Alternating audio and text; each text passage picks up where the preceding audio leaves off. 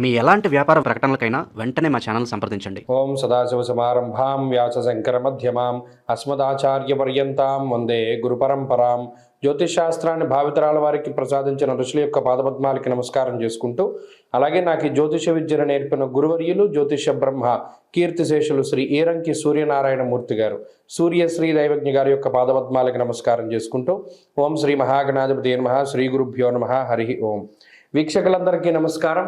December నెల 28వ తారీఖు లగాయతు జనవరి 3వ తారీఖు శనివారం వరకు ఉండేటువంటి గ్రహగతుల ఆధారంగా ద్వాదశ రాశుల వారికి ఈ వారం ఏ విధమైనటువంటి శుభాశుభ ఫలితాలు కలగబోతూ ఉన్నాయో ఈ కార్యక్రమం ద్వారా తెలుసుకుందాం. అందులో భాగంగా ఈ వారం ఉండేటువంటి గ్రహగతులను గమనిస్తే, ఈ వారంలో చతుర్గ్రహ కూటమి ధనురాశిలో ఏర్పడబోతూ ఉన్నది.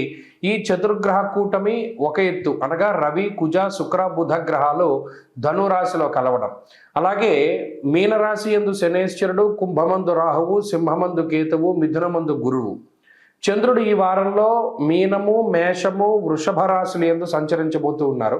ఇటువంటి పరిస్థితుల్లో ద్వాదశ రాశుల వారికి ఏ విధమైనటువంటి ఫలితాలు కలగబోతున్నా తెలుసుకుందాం. అందులో భాగంగా కర్కాటక రాశి వారికి ఈ వారం అద్భుతమైనటువంటి ఫలితాలు ఉన్నాయి. ప్రత్యేకించి దీర్ఘ సంచార గ్రహాలన్నీ ప్రతికూలంగా ఉన్నప్పటికీ ఈ వారంలో ఏర్పడ్డటువంటి చతుర్గ్రహ కూటమి యోగించేటువంటి అవకాశాలు ఉన్నాయి. ప్రత్యేకించి షష్ఠ స్థానం ముందు రవి కానీ, కుజుడు కానీ, బుధుడు కానీ, అలాగే వారం మధ్యలో ఉండేటువంటి చంద్రుడు కానీ, ఇవన్నీ కూడా చాలా అనుకూలించేటువంటి గ్రహాలు.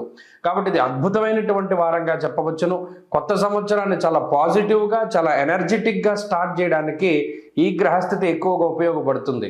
షష్ఠే రవౌ సుసౌఖ్యాదిన్ ఎత్ర కార్యార్థ సాధనం అన్నది శాస్త్రం.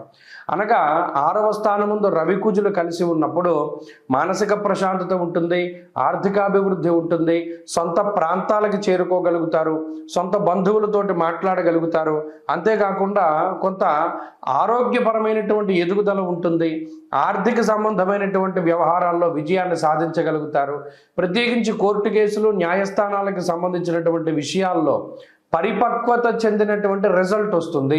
అలాగే మీ ఆలోచన విధానంలో మార్పు వస్తుంది, శత్రువుల యొక్క సంఖ్య తగ్గుతుంది, అనారోగ్య సమస్యలు తగ్గుతాయి, రుణబాధలు తగ్గడానికి మీరు చేసేటువంటి కృషి ఏదైతే ఉంటుందో అది సత్ఫలితాన్ని ఇవ్వడానికి అవకాశం ఉంటుంది. ఇలా ఒకటి కాదు, రెండు కాదు, అనుకోకుండా వచ్చినటువంటి ఈ చతుర్గ్రహ కూటమి కర్కాటక రాశి వారికి ఒక గొప్ప ఉన్నతమైనటువంటి స్థితిని కలగజేస్తుంది. దానిలో ఏమాత్రం కూడా సందేహం లేదు.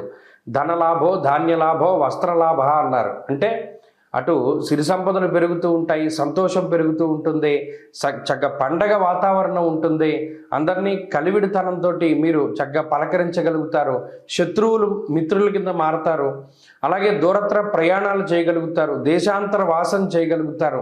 ఇలా అనేక రకాలుగా ఈ చతుర్గ్రహ కూటమి కర్కాటక రాశి వారికి యోగ్యమైనటువంటి ఫలితాలను ఇస్తూ ఉన్నది. కాబట్టి ఇది చాలా ఉన్నతమైనటువంటి స్థితి. మరిన్ని ఉన్నతమైనటువంటి ఫలితాలను ఈ వారంలో పొందడానికై అష్టమ రాహు యొక్క దోష నివారణ కోసమై ప్రతిరోజు కూడా దేవీ ఖడ్గమాల స్తోత్రాన్ని పారాయణం చేయడం చెప్పదగినటువంటి సూచన. రాహుకాల దీపారాధన మంచి ఫలితాన్ని ఇస్తుంది. ఈ వారంలో కలిసి వచ్చేటువంటి రోజు ఆదివారంగా చెప్పవచ్చును. అదృష్ట సంఖ్య 2, అదృష్ట వర్ణము లేత ఎరుపు రంగు. తదుపరి సింహరాశి.